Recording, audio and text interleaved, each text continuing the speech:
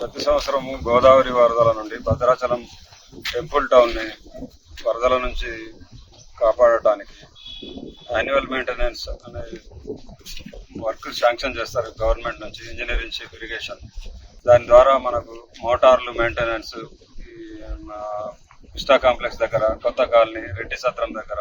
అబ్బో, ఇక్కడ కేజీ చీరలు కొంటే అర కేజీ చీరలు ఫ్రీ అంట. మంగళ్య షాపింగ్ మాల్, కేజీల్లో సేల్, టన్నుల్లో ఆనందం. మోటార్లు బిగించి వరద నీళ్లు కానీ పట్టణంలోని మురుగునీరు మొత్తాన్ని పంపు చేయడానికి అవి అరేంజ్మెంట్స్ ఏర్పాట్లు చేయడం జరిగినది. ఇట్లానే ప్రతి స్లూయిస్ దగ్గర గోదావరి నీళ్లు భద్రాచలం పట్టణంలోకి రాకుండా ఉండడానికి ఇసుక బస్తాలు 2,500 విస్టా కాంప్లెక్స్ దగ్గర, 2,000 రెడ్డి సత్రం దగ్గర, 1,500 కొత్త కాలనీ దగ్గర పెట్టి జాగ్రత్తలు తీసుకొని నీళ్లు లీకేజ్ రాకుండా పట్టణంలో జాగ్రత్తలు తీసుకోవడం. అంతేకాకుండా భారీ వర్షాలు, అనుకోని వర్షం, కుండపోత వర్షం, క్లౌడ్ బర్స్ట్ ఇలాంటి ఏమన్నా జరిగితే వెంటనే వాటిని పంపు చేయడానికి బాహుబలి మోటార్లని, డీజిల్ ఇంజన్స్, కరెంట్ పోయినా కూడా వీటిని ఆపరేట్ చేయొచ్చు. డీజిల్ తో నడిచేది, కరెంట్ అవసరం లేదు. వీటి ద్వారా 2 250 HP మోటార్లు కలెక్టర్ గారు శాంక్షన్ చేయడం జరిగింది. 23 లక్షలు టెండర్ పిలిచాము. వాటి ద్వారా పంపు చేయడం జరుగుతుంది. వరద నీళ్లు, కుండపోత వర్షం కానీ ఇలాంటివి జరుగుతాయి. ఇక్కడ రెడ్డి సత్రం దగ్గర కొత్త కాలనీ, అట్లానే మనం కొత్త కరకట్టలో ఒక స్లూయిస్ ఉన్నది, సుభాష్ నగర్ కాలనీ.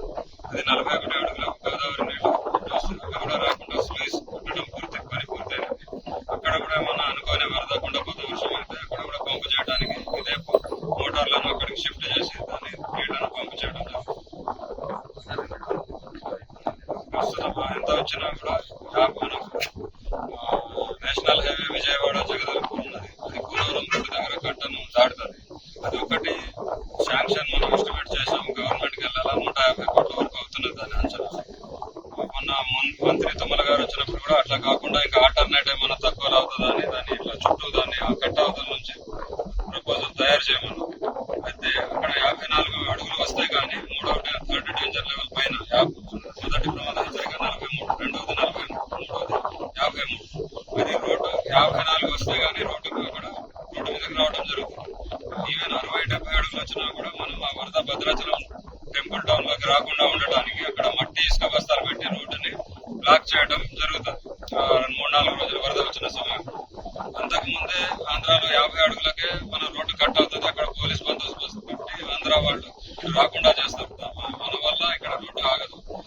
54 అడుగులు వస్తే మనకు రోడ్డుకి టచ్ అవుతుంది. అంత జస్ట్ స్లోగా వచ్చి టచ్ అవుతుంది. మనం అక్కడ ఇసుక బస్తాలు మట్టితో అరేంజ్మెంట్ చేసుకుని 60 వచ్చినా 70 వచ్చినా 50 అడుగులు వచ్చిన వెంటనే మనం దాన్ని రోడ్డును బ్లాక్ చేయడం, బంద్ చేయడం జరుగుతుంది.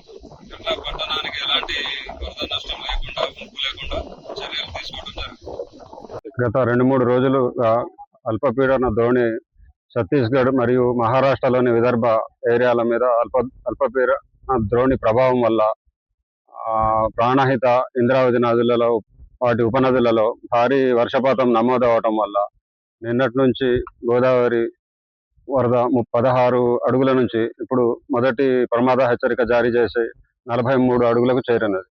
ఈ వరద ప్రవాహం ఇంకా పెరిగి ఇవాళ సాయంత్రం, రాత్రి వరకు 8-9 గంటల వరకు రెండవ ప్రమాద హెచ్చరిక దాటి మూడవ ప్రమాద హెచ్చరిక దగ్గరకు చేరుకునే అవకాశం కూడా ఉన్నది. ఛత్తీస్గఢ్ లో ప్రస్తుతానికి ఉపనదులన్నీ తగ్గుముఖం పట్టినాయి. మహారాష్ట్రలోని ప్రాణహిత, ఇంద్రావతి, పెన్గంగా, వార్ధా నదులు స్టడీగా ఉన్నాయి. ప్రస్తుతానికి కొన్ని నదులు ఉప్పొంగుతున్నాయి. వాటి వల్ల సాయంత్రం వరకు ఇట్లానే పెరిగి మూడో ప్రమాద హెచ్చరిక చేరుకొని రాత్రి వరకు ఇంకొంచెం పెరిగే అవకాశం కూడా ఉన్నది. ఇప్పటి నుంచి రాత్రి వరకు ఇంకేమన్నా వర్షపాతం నమోదైతే ఇంకా ఈ వరద మూడో ప్రమాద హెచ్చరిక దాకి 55 అడుగులు పైన కూడా వచ్చే అవకాశం కూడా ఉంది. లోతట్టు ప్రాంతాలకు అన్ని చర్యలు తీసుకోవాలని చెప్పి కలెక్టర్ గారు రెవెన్యూ అధికారులకు, మండల పరిషత్ వాళ్లకు, అగ్రికల్చర్ వాళ్లకు, R&B అన్ని డిపార్ట్మెంట్లకు తగు సూచనలు, హెచ్చరికలు జారీ చేయడం జరిగింది.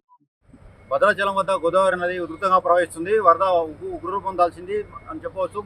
గత కొన్ని రోజుల నుంచి నిలకడగా 13 అడుగులు, 14 అడుగులు, 17 అడుగుల వద్ద కొనసాగిన గోదావరి ఈరోజు ఒక్కసారిగా పెరిగి నిన్న సాయంత్రం నుంచి పెరుగుతూ వచ్చిన గోదావరి ఇవాళ 43 అడుగులు మొదటి ప్రమాద హెచ్చరిక స్థాయి దాటి ప్రవహిస్తుంది. ఈ అధికారులు 10 గంటల 14 నిమిషాలకు మొదటి ప్రమాద హెచ్చరిక 43 అడుగులు దాటడంతో మొదటి ప్రమాద హెచ్చరిక జారీ చేశారు.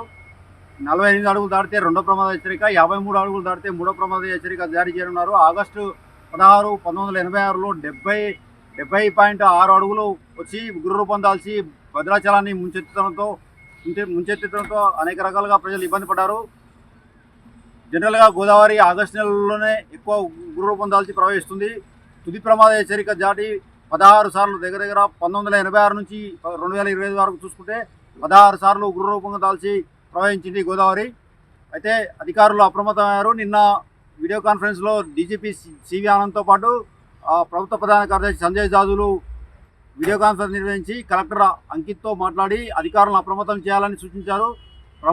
ప్రమాదకర స్థాయిలో ప్రవహిస్తున్న గోదావరి పట్ల లోతట్టు ప్రాంతాల ప్రజలను అప్రమత్తం చేసి సురక్షిత పునరావాస కేంద్రాలకు తరలించాలని ఇప్పటికే అధికారులు ఆదేశాలు జారీ చేశారు. అటు పోలీసు, రెవెన్యూ శాఖతో పాటు పంచాయతీ శాఖ అన్ని శాఖలు అప్రమత్తంగా ఉంటూ గోదావరి పరివాహక ప్రాంత ప్రజలను, లోతట్టు ప్రాంతాల ప్రజలను అప్రమత్తం చేయాలని, అదేవిధంగా సురక్షిత పునరావాస కేంద్రాలకు తరలించాలని ఇప్పటికే అధికారులను సివి ఆనంద్తో పాటు అటు సంజయ్ జాజులు కూడా ఆదేశించారు.